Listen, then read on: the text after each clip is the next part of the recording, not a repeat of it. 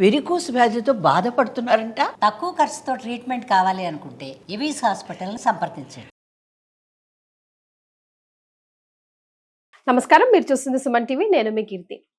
అక్షయ తృతీయ రోజు అసలు ఏం చేయాలి, ఏం చేయకూడదు, అక్షయ తృతీయకి సంబంధించి బోలెడన్ని ఇంపార్టెంట్ సీక్రెట్స్ మనకి ఇంకా తెలియనివి, తెలుసుకోవాల్సినవి చాలా ఉన్నాయి. అసలు అక్షయ తృతీయ రోజు ఏ సమయంలో పూజ చేస్తే అనంతమైన ఫలితం మనకి లభిస్తుంది, అలాగే పాండవులకు మాత్రమే లభించిన ఆ అక్షయ పాత్ర మనం కూడా ఇంట్లోనే తయారు చేసుకోవాలంటే ఎలా తయారు చేసుకోవాలి, మరీ ముఖ్యంగా అక్షయ తృతీయ రోజు అరుణాచలేశ్వరుడి కళ్యాణంలో మనం ఎక్కడుంటే ఆ స్థానంలోనే ఉండి ఆ కళ్యాణంలో పాల్గొన్నంత అనంతమైన ఫలితం మనకు లభించాలంటే ఏం చేయాలి? ఇవన్నీ ప్రశ్నలకి సమాధానం తెలియజేయడానికి మనతో పాటు ప్రముఖ ఆస్ట్రాలజర్ బ్రహ్మశ్రీ నందిబట్ల శ్రీహరి శర్మ గురువు గారు ఉన్నారు. నమస్తే గురుగారు. మాగర్థ వివ సంపృక్తౌ వాగర్థ ప్రతిపత్తయే జగతః పితరౌ వందే పార్వతీ పరమేశ్వరౌ. ఆదిత్యాయ చ సోమాయ మంగళాయ బుధాయ చ గురు శుక్ర శనిభ్యశ్చ రాహవే కేతవే నమః. శృంగేరి జగద్గురు పీఠాధిపతులకి, కంచి పీఠాధిపతులకి నమస్కారములు తెలియచేసుకుంటూ కార్యక్రమాన్ని ప్రారంభిద్దాం. గురుగారు, అక్షయ తృతీయ అనంగానే ఆడవాళ్ళమంతా పుల్వోమని బంగారం షాపులకు పరిగెత్తుతూ ఉంటాం.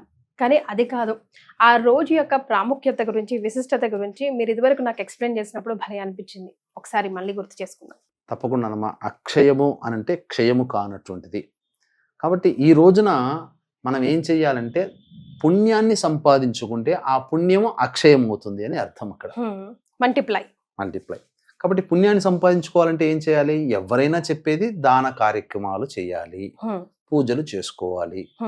ముఖ్యంగా ఈ అక్షయ తృతీయ రోజుకి విశిష్టత ఏమిటంటే గంగ భూమి మీదకి అవతరించినటువంటి రోజు, పరశురాముడి యొక్క జయంతి, వినాయకుడి సహాయంతో వ్యాస భగవాన్ల వారు భారతాన్ని రచించినటువంటి రోజు, సూర్య భగవానుడు పాండవుల యొక్క దేవతా ఆరాధనకి మెచ్చి అక్షయ ప్రాప్తాన్ని ప్రసాదించినటువంటి రోజు, దుశ్శాసుని బారి నుంచి ద్రౌపదిని రక్షింపబడినటువంటి రోజు, అలాగే కుచేలుణ్ణి కృష్ణుడు కలుసుకున్నటువంటి రోజు ఈ అక్షయ తృతీయ. ఎన్ని ఉన్నాయి కదా గురుగారు. చాలా అమ్మ. అసలు అక్షయ తృతీయలో అసలు చెప్పాలి అని అంటే త్రేతాయుగం ప్రారంభమైందని చెప్తుంటుంటారు అక్షయ తృతీయ రోజు నుంచి.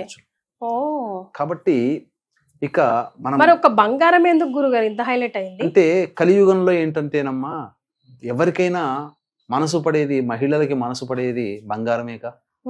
బంగారం పెడితే కొనుక్కుంటే, 1 గ్రాము బంగారం కొనుక్కుంటే 100 గ్రాముల బంగారం తయారవుతుంది, కిలో బంగారం తయారవుతుంది అనే ఆశ. ఇది ఎవరు చేశారంటే వ్యాపారస్తులు వాళ్ళ వ్యాపారాన్ని పెంచుకోవడం కోసం, వాళ్ళ వస్తువుని అమ్ముకోవడం కోసం ఈ పండుగలో ఉన్నటువంటి అంతరార్థాన్ని నెగిటివ్గా దీన్ని ఇలా బంగారం కొనుక్కొని పూజ చేసుకొని మీ ఇంట్లో వచ్చే సంవత్సరానికల్లా కిలో బంగారం అయిపోతుంది, అది ఏదో గుడ్డు పెడుతున్నట్టుగా చెప్పారు. దానివల్ల పులోమని అందరూ చేశారు. కానీ ఆ రోజు చేయాల్సింది లక్ష్మీ ఆరాధన చేసుకోమన్నారు, అమ్మవారి లలిత అమ్మవారిని ఆరాధన చేయమన్నారు. ఇది చెయ్యాలి అని అంటే పూర్వకాలంలో ఎక్కువగా బంగారము వెండి ప్రతిమలే ఉండేటివి. ఇప్పుడు ఇత్తడి రాగి ప్రతిమలు వచ్చాయి. ఒకప్పుడు అంతా అందరిలో బంగారం విరివిగా ఉండేది కదా. కాబట్టి అప్పటి నుంచి వస్తున్నటువంటి బంగారంతో చేసినటువంటి విగ్రహారాధన చేసేవాళ్ళు. కాబట్టి అలా అలా చెప్పుకుంటూ రాగా అదే విధానాన్ని పట్టుకున్నారు. కానీ ప్రస్తుత కాలంలో బంగారం కొనేంత శక్తి ఎవరికి ఉందమ్మా? 10,000 రూపాయలు 1 గ్రాము, తులం కావాలంటే అది. కాబట్టి ఇంట్లో ఉన్నటువంటి పాత బంగారము కానీ, లేకపోతే చక్కగా ఈ సంబంధించినటువంటి వెండి రూపు కానీ అమ్మవారి కానీ తీసుకోవడం, లేదా అమ్మవారి విగ్రహాన్ని కానీ తీసుకోవాలి. ముఖ్యంగా ఈ రోజున లక్ష్మీప్రదమైనటువంటి వస్తువుల్ని తీసుకోవాలి. అసలు ఈ అక్షయ తృతీయ రోజున మనకు గొప్పదైనటువంటి సమయం చెప్పుకున్నాం.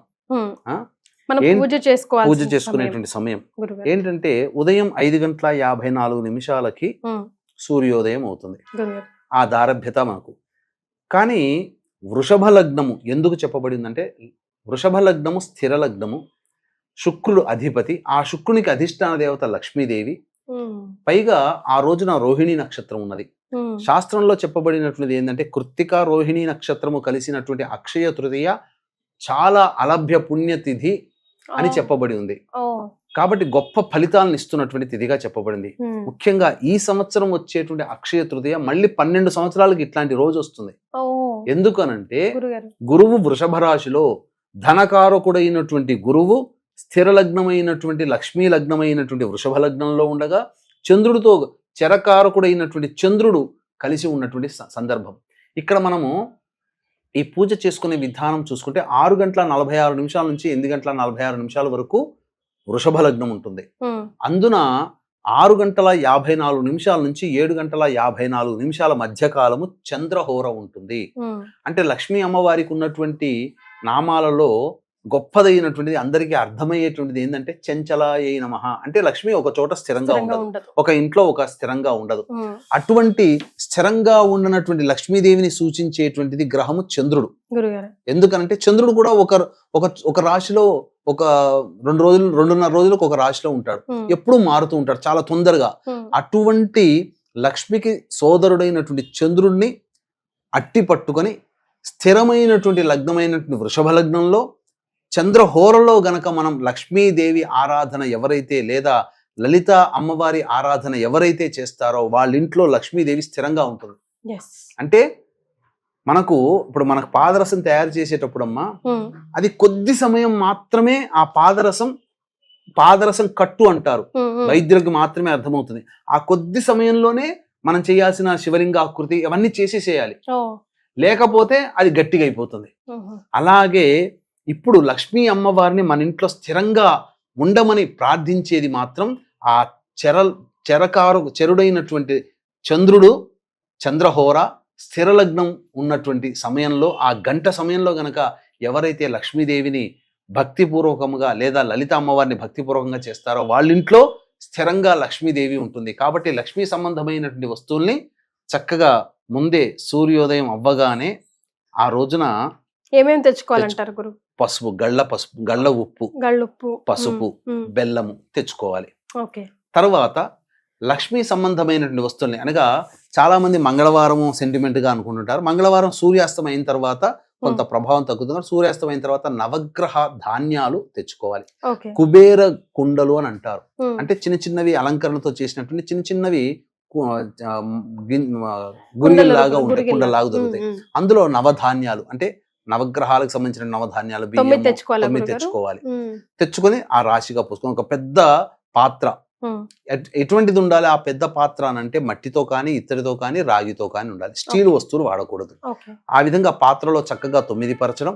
తర్వాత లక్ష్మీ సంబంధించినటువంటి వస్తువులు గళ్ళ ఉప్పు, పసుపు, అలాగే బెల్లము, తర్వాత లక్ష్మీ గవ్వలు, గోమతి చక్రాలు, తర్వాత లక్ష్మీ ముత్యములు, తర్వాత లక్ష్మీ ముత్యం కూడా దొరుకుతుంది, అలాగే లక్ష్మీ శంఖము కూడా దొరుకుతుంది. అవన్నీ లక్ష్మీప్రదమైనటువంటి వస్తువులు. కుంకుమ పువ్వు ఇవన్నీ కూడా దగ్గర పెట్టుకొని మధ్యలో 3 తమలపాకులు పెట్టి ఆ 3 తమలపాకుల మీద వెండితో చేసినటువంటి విగ్రహం కానీ లేదా వెండి కలశం లేదా రాగి కలశం లేదా మట్టి కలశంలో చక్కగా కొబ్బరికాయ, దాని మీద ఒక రవిక బట్ట పెట్టి అమ్మవారి రూపుని కట్టం, వెండితో చేసిన కానీ అలాగే బంగారంతో చేసి దానికి ఆడవాళ్ళకి సంబంధించినటువంటి బంగారు ఆభరణాలు ఉంటాయి కదమ్మా, అవన్నీ కూడా చక్కగా ధరించమైనా పర్వాలేదు, ఆవు పాలతో కడిగితే శుద్ధి అవుతుంది. చక్కగా ఆవు పాలతో కడిగి తర్వాత మళ్ళీ మంచినీటితో కడిగి ఆ కలశానికి కానీ లేదా అమ్మవారి విగ్రహం చుట్టూ కానీ పెట్టుకొని లలిత అమ్మవారి త్రిశతితో అర్చన లేదా ఆ విగ్రహానికి ముందుగా చెరుకు రసంతో అభిషేకం కానీ లేదా లక్ష్మీ సూక్తముతో అభిషేకం కానీ లలిత అష్టోత్తరంతో కానీ లలిత త్రిశతితో కానీ అష్టోత్తరం పూజ కానీ లేదా లక్ష్మీ అష్టోత్తరంతో పూజ కానీ చేసిన తర్వాత మనం ముందుగా చెప్పుకున్నాం అక్షయ పాత్ర కూడా, పాండవులకి దక్కినటువంటి అక్షయ పాత్ర కూడా మనం కూడా సంపాదించుకోవచ్చు. ఎందుకు అక్షయ పాత్ర అన్నానంటే ఆ కాలంలోనే వచ్చినటువంటి అతిథి అభ్యాగతులకి ఎవరికి కూడా లేదనకుండా అన్న సంతర్పణ చేయగలిగే శక్తి అక్షయ పాత్ర వల్ల కలిగింది. మరి అటువంటి రోజున మహత్తరమైనటువంటి పాత్రలు ఇప్పుడు మన కలియుగంలో మనకు రావు. కాబట్టి కనీసం అందులో మనం కొంతైనా కానీ కొంత శక్తి పొందాలి అని అంటే అక్షయ పాత్రని మనం కొనుగోలు చేసుకోవాలి. అంటే ఏం లేదమ్మా, చక్కగా ఆ రోజున ఏదైనా ఇత్తడి పాత్రని సోమవారం రోజు కానీ మంగళవారం సాయంత్రం తర్వాత కానీ కొనుగోలు చేసుకొని పెట్టుకొని చక్కగా ఆ సమయంలో అంటే ఇంట్లో ఆడవాళ్ళు లేదా మగవాళ్ళు ఇంట్లో పూజ చేస్తున్నప్పుడు ఎవరైనా కానీ ఆ పాత్రని చక్కగా కడిగి గంధము బొట్టు అలంకరణ చేసి అందులో బియ్యము ఆవు పాలతో చేసినటువంటి బెల్లం పాయసాన్ని ఆ 6:54 నుంచి 7:54 మధ్య కాలంలో చేసి ఆ పూజ చేసినప్పుడు అక్కడ నివేదన చేయాలి. ఓకే. అది అక్షయ పాత్ర. ఆ సమయంలో చేయడం వల్ల అది అక్షయ దానికి అంత పాత్ర. వాల్యూ. ఓ వావ్. ఆ ఓకే. గంట సమయంలో గురుగారు.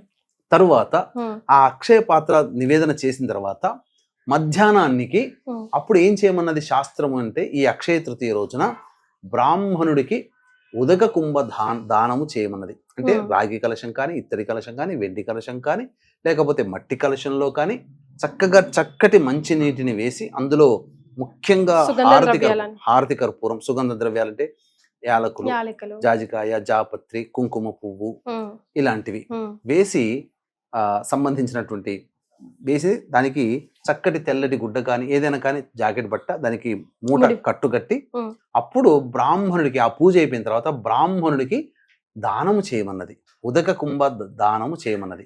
దీంతో పాటుగా ఆ బ్రాహ్మణుడికి విసనకర్ర, చెప్పులు, గొడుగు, లడ్డూలు ఇవి దానం చేయాలి. పూర్వము వకుళామాత ఈ విసనకర్ర, లడ్డూలు, చెప్పులు, గొడుగు బ్రాహ్మణుడికి దానం చేసినటువంటి కారణం చేతనే కలియుగ అర్చామూర్తి వెంకటేశ్వరుడు ఉద్భవించడం జరిగింది. ఆమె తల్లి అయింది ఆ స్వామికి. కాబట్టి అంతటి శక్తి, మంచి సంతానం కావాలనుకునేటువంటి వాళ్ళు ఈ రోజున ఆ విధంగా బ్రాహ్మణుడికి దానం చేయవచ్చు.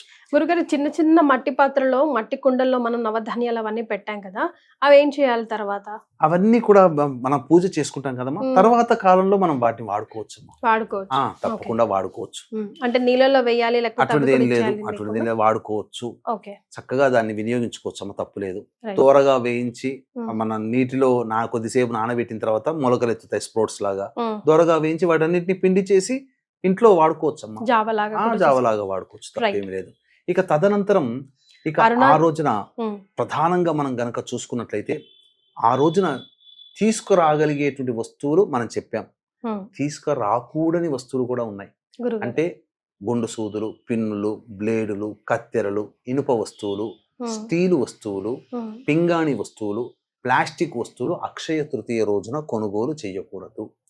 చెయ్యకూడని పనులు ఏంటంటే మద్యపానం చేయకూడదు, మాంసాహారం తినకూడదు, అలాగే ధూమపానం పనికిరాదు, ముఖ్యంగా కటింగ్, షేవింగ్ అస్సలు పనికిరాదు.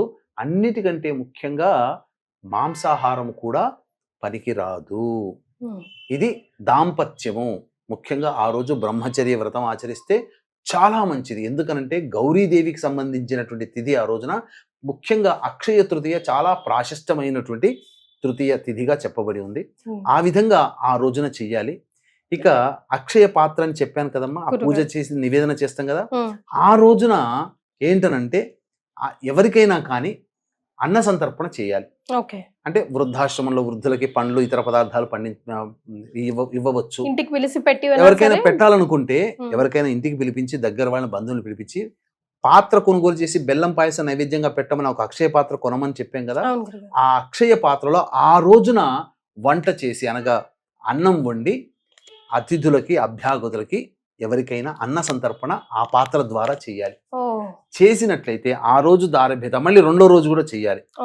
చేసినట్లయితే ఆ రోజు దారభేద అసలు ఏ పురుషుడికైనా ఏ స్త్రీకైనా అందరికీ కూడా నా ఇంట్లో 10 మంది భోజనం చేయాలి, నా చేతి వంట 10 మందికి తినాలి అనే స్త్రీకి, నా ఇంట్లో 10 మంది భోజనం చేయాలని పురుషుడికి ఎందుకుండదమ్మా? 10 మందికి భోజనం పెట్టగలిగే శక్తి అని అంటే ఈ రోజుల్లో ఎంత ధనవంతుడైతే 10 మందికి రోజు భోజనం పెట్టగలుగుతాడు. అంత ధనం అంటే దానికి మూలార్థముగా అంతరార్థము ధనవంతుడిగా కావాలనే కదా. 10 మందికి పెట్టే శక్తి అని అంటే డబ్బు వస్తేనే కదా శక్తికి పెట్టగలుగుతాడు. లక్ష్మీ కటాక్షం, అటువంటి శక్తి నాకు ప్రసాదించమని చెప్పి అక్షయ తృతీయ రోజున ఆ పాత్రని కొనుగోలు చేసి ఆ విధంగా అప్పటి నుంచి అన్నదానం చేసినట్లయితే తప్పకుండా ఆ పాత్రనే అక్షయ పాత్రగా మారుతుంది. ముఖ్యంగా ఆ రోజు నుంచి ఇంటి ముందర ప్రతి ఒక్కరు కూడా, వీక్షించేటువంటి ప్రేక్షకుల్లో ప్రతి ఒక్కరు కూడా ఇంటి ముందర ఒక పెద్ద కుండ కొని లేదా ఒక చిన్న కుండ కొని ప్రతిరోజు నీళ్లు నింపండి. ఎవరైనా దారిన పోయేవాడు దాహం వేసి అయ్యో నాకు దాహానికి మంచినీళ్ళు దొరికాయని చెప్పి తాగేయడం అనుకోండి, సంతృప్తి పడతాడు, అతని శరీరం, ప్రాణం నిలుస్తుంది. ఆ ప్రాణాన్ని కాపాడిన వాళ్ళమవుతాం. కాబట్టి ఆ నీటి దానము ఈ రోజుల్లో వైశాఖ, జ్యేష్ఠ, ఆషాఢ మాసాల్లో ఎవరైతే ఈ చలివేంద్రం ఇంటి ముందర పెట్టుకొని ఆ విధంగా ప్రతిరోజు మంచినీటితో నింపి ఆ దాహార్తిని ఎవరికైతే తీరుస్తారో అటువంటి వాళ్ళకి ప్రాణం నిలబడుతుంది, గురుగారు. అపమృత్యు భయ దోషాలు తొలగిపోతాయి, కుటుంబము కాపాడబడుతుంది. వా. ఆ విధంగా చేయండి. ఇక అన్నిటికంటే ముఖ్యంగా సాయంకాల సమయంలో చెప్పాను Hmm. ఏంటి, అరుణాచలేశ్వరుని సంబంధించినటువంటి వీటిలో భాగంగా చూసుకున్నట్లయితే ఈ అక్షయ తృతీయ రోజున క్షయము కానటువంటి కార్యక్రమాలు చేయాలి. పుణ్య కార్యక్రమాలు చేశాం, పూజాది కార్యక్రమాలు కూడా చేసుకున్నట్లయితే తప్పకుండా దేవతానుగ్రహం సంపూర్ణంగా ఉంటుంది. కాబట్టి ఈ అక్షయ తృతీయ రోజున పురస్కరించుకొని జాతకరీత్యా విద్య, వివాహ, ఉద్యోగ, దాంపత్య, సంతాన, అనారోగ్య సమస్యల నివారణకి హోమాది కార్యక్రమాలు, ముఖ్యంగా శని 29వ తారీఖు మార్చిన మారాడు కాబట్టి మీన, మేష, మిథున, కర్కాటక, సింహ, కన్య, వృశ్చిక, ధనుస్సు, కుంభరాశిలో జన్మించినటువంటి వారికి శని దోషం ఉంది కాబట్టి శనీశ్వర హోమం, అఘోర పాశుపత మంత్ర హోమంతో పాటు లక్ష్మీ మూల మంత్ర సంపుటిత లక్ష్మీ సూక్త హోమము, మన్యు సూక్త హోమం అనేటువంటిది చేసి శక్తిపాతము చేయబడినటువంటి శంకరుంగలి మాల, గురుగారు. శంగాలి కరుంగలి కలిసినటువంటిది అత్యంత అరుదుగా లభించేటువంటి మాల, రాగిలో చుట్టబడినటువంటిది. ఈ శంకరుంగలి మాలని శక్తిపాతము చేసి ఇవ్వడం జరుగుతుంది. అవకాశం ఉన్న వాళ్ళు కార్యక్రమ తదనంతరం కాంటాక్ట్ చేసి ఈ మాలని సొంతం చేసుకోవచ్చు. ఇక సాయంకాల ప్రదోషకాల సమయంలో చెప్పాను కదమ్మా, గురుగారు. తది అన్నప్పుడు ఏంటంటే గౌరీదేవికి సంబంధించినటువంటి తిథి. ఈ రోజున చంద్రుడు ఆకాశంలో ఎలా ఉంటాడు అనంటే పరమేశ్వరుని సిగలో, అమ్మవారి కిరీటంలో చంద్రుడు ఎలా ఆకారంతో ఉంటాడో ఆ ఆకారంతో కనిపిస్తాడు మనకు. ఆ రోజున చంద్రుని ఒక్కసారి మనసారా నమస్కారం చేసుకొని పార్వతీ పరమేశ్వరుని గనక మనస్సులో స్మరించుకుంటే వైశాఖ తదియ రోజున అక్కడ అపిత కుచాంబ సమేత అరుణాచలేశ్వరుని దివ్య కళ్యాణం జరుగుతుంది. ఆ కళ్యాణ సమయంలో దర్శనం చేసుకున్నంత మాత్రమే మన శరీరంలో ఆశ్రయించున్నటువంటి సూక్ష్మ శరీరం ఏదైతే ఉంటుందో ఆత్మ అక్కడికి వెళ్ళి ఆ కళ్యాణం అంతా వీక్షించి మళ్ళీ మన శరీరంలోకి చేరుతుంది. తద్వారా ఎంతటి పుణ్యమమ్మా, కూర్చున్న చోట, నిలుచున్న చోట, ఉన్న చోట మనం వెళ్ళలేకపోయినా ఆ స్వామి కళ్యాణంలో పాల్గొన్న భాగ్యాన్ని మనం ఈ అక్షయ తృతీయ రోజున ఆకాశంలో చంద్రుని దర్శనం చేసుకున్నంత మాత్రమనే కలుగుతుంది. ఇది అరుణాచలేశ్వరునికి సంబంధించినటువంటి ప్రాశస్తంలో చెప్పబడినటువంటిది, నా సొంతమైనటువంటిది కాదు. ఇది అరుణాచలేశ్వరునికి సంబంధించినటువంటి గాథల్లో ఇది ఖచ్చితంగా ప్రస్ఫుటంగా చెప్పబడింది. కాబట్టి ఇటువంటి పరిహారాన్ని చక్కగా అందరూ చేసుకోండి. ఈ దివ్యమైనటువంటి పూజని ఈ రోజున చేసుకోండి. చేసుకోగలిగేటువంటివి, చేయగలిగేటువంటివి, చేయకూడనటువంటివి, చేసేటువంటివన్నీ కూడా చక్కగా వివరించడం జరిగింది. 1-2 సార్లు ఈ వీడియోని వీక్షించండి. అలాగే ఈ శని మారాడు కాబట్టి మీన, మేష, మిథున, కర్కాటక, కన్య, తుల, వృశ్చిక, ధనుస్సు, కుంభ, మీన రాశుల్లో జన్మించినటువంటి వారికి శని దోషం ఉంది కాబట్టి శని దోష నివారణార్థమై శక్తిపాతం చేయబడినటువంటి శంకరుంగలి మాల అనేటువంటిది మీకు ఇవ్వడం జరుగుతుంది. దీని ద్వారా కాలసర్పదోషము, కుజదోషము, నరదృష్టి, నరఘోష ఇవన్నీ తొలగిపోతాయి. పాజిటివ్ ఎనర్జీతో మీరు అనుకున్నటువంటి పనులలో దేవతానుగ్రహంతో కర్మదోషాలు తొలగించుకొని మీరు ముందంజలో ఉంటారని చెప్పడంలో ఏమాత్రం సందేహం లేదు. 30వ తారీఖు రోజున ఈ కార్యక్రమం జరపబడుతుంది. 29 రాత్రి 9 గంటల లోపల ఈ కార్యక్రమంలో నమోదు చేసుకోవచ్చు. చాలా సంతోషం గురుగారు. అక్షయ తృతీయకి సంబంధించి తెలియని ఎన్నో విషయాలని ఈ వీడియో ద్వారా మేము తెలుసుకున్నాం. ధన్యవాదాలు. సర్వం శ్రీ ఉమామహేశ్వర పరబ్రహ్మార్పణమస్తు.